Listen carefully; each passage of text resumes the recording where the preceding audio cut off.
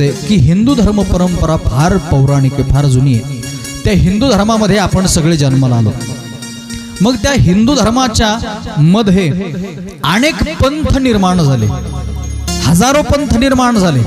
त्याच्यामध्ये वारकरी पंथ असेल, आनंद पंथ असेल, गौडीय पंथ असेल, कौष्णीय पंथ असेल, महानुभाव पंथ असेल, अनेक हजारो पंथ त्याच्यामध्ये निर्माण झाले. मग वारकरी संप्रदायाची परंपरा वेगळी, महानुभाव संप्रदायाची परंपरा वेगळी, गौडीय संप्रदाय परंपरा वेगळी, कौष्णीय संप्रदायाची परंपरा वेगळी. हे जेवढे निर्माण झालेत संप्रदाय, ह्या प्रत्येक संप्रदायाची परंपरा वेगळी आहे. ह्या प्रत्येक संप्रदायाचं दैवत वेगळं आहे, ह्या प्रत्येक संप्रदायाचे संत वेगळे आहेत आणि त्यांनी अधिष्ठान म्हणून प्रत्येकानं आपली आपली देवता वेगळी करून घेतली. पण हिंदू मात्र सर्व आहेत. ह्या हिंदू परंपरेमध्ये सगळे जन्माला आलेले आहेत, फक्त पंथ वेगळे वेगळे झाले. मला कुठे नेऊन पोहोचवायचं हे मी तुम्हाला सांगितलं, ऐका. हिंदू धर्मामध्ये हजारो पंथ निर्माण झाले. कशाकरिता पंथ हो? पंथ याचा अर्थच एक आहे, पंथ म्हणजे मार्ग. पंथ या शब्दाचा अर्थ काय? मार्ग, वाट, एखादा रस्ता. पंथ या शब्दाचा अर्थ काय? एखादा रस्ता असेल, एखादा मार्ग असेल, वाट असेल. त्या मार्गानं आपण गेल्यानंतर आपल्या जीवनाचं कल्याण होईल असा एखादा मार्ग निवडणं म्हणजे पंथ निवडणं.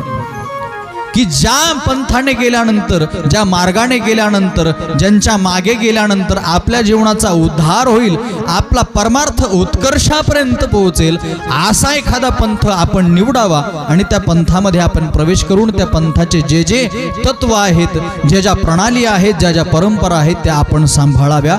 ही पंथ शब्दाची व्याख्या आहे. मग त्याच्यामध्ये अनेक पंथ निर्माण झाले. त्या पंथामध्ये सुद्धा अनेक भेद निर्माण झाले. पण मायबाप मला सांगा, भेद असतील, पंथ वेगळे वेगळे असतील, संप्रदाय वेगळे वेगळे असतील, धर्म वेगळे वेगळे असतील, पण मला सांगा प्रत्येकाला जाऊन पोहोचायचंय कुठपर्यंत हो? त्या ईश्वरापर्यंत जाऊन पोहोचवायचं. प्रत्येकाचं ध्येय काय?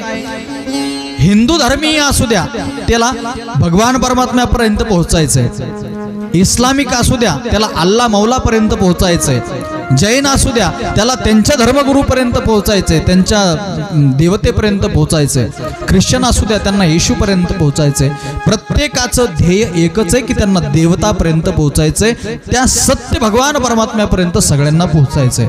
मायबाप, जर सगळ्यांना एकाच ठिकाणून निघून एकाच ठिकाणापर्यंत पोहोचायचं असेल तर मला सांगा हे विभिन्न विभिन्न मार्ग कशा करीता हो? आणि ही चुकी दुसरी कोणाची नाहीये, ही चुकी आपली आहे. हे आपण आपल्यामध्येच भेद निर्माण केलेत. मला हा वेगळा पंथ पाहिजे, मला ही वेगळी जात पाहिजे.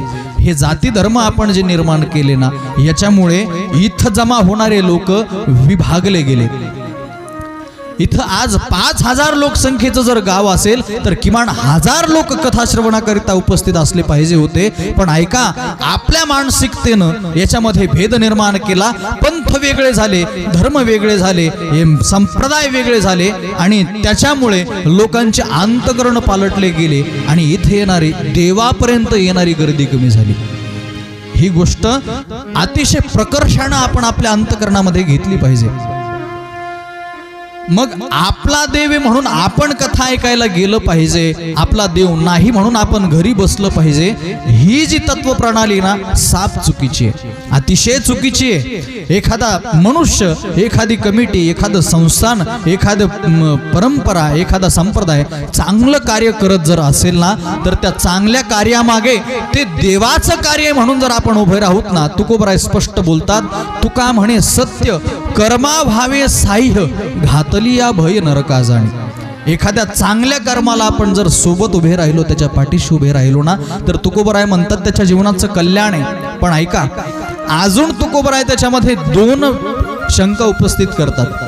जर तुम्हाला चांगल्या कार्याला सहकार्य करता नाही आलं, चांगल्या कार्यात जाता नाही आलं, कथेला जाता नाही आलं, बसता नाही आलं, कथा श्रवण करता नाही आली, तर किमान ऐका, त्याला सहकार्य करता नाही आलं, देणगी देता नाही आली, कथेला येऊन बसता नाही आलं, तर किमान आपल्याकडून एवढं तरी घडावं की येणारे जे लोक आहेत ना, त्यांना तरी आपण अडवून बसू नये.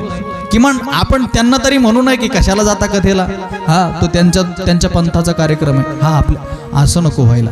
म्हणून आपला ध्येय एक आहे, आपल्याला भगवान परमात्म्यापर्यंत सगळ्यांना पोहोचायचं आहे ना, म्हणून आपण सगळ्यांनी एकजुटीनं कोणतीही कथा असू द्यात, कोणतंही धार्मिक कार्य असू द्यात, सगळ्यांनी या धार्मिक कार्यामध्ये सगळ्यांचा सहभाग असणं अतिशय महत्त्वाचं आहे. आपल्या गावातले सर्व मंडळी हे उत्कृष्ट कार्य सगळ्यांनी हाती घेतलेलं आहे. अपेक्षा आहे तुमच्याकडून की उत्तरोत्तर या ठिकाणी गर्दी वाढेल. आपल्याकरिता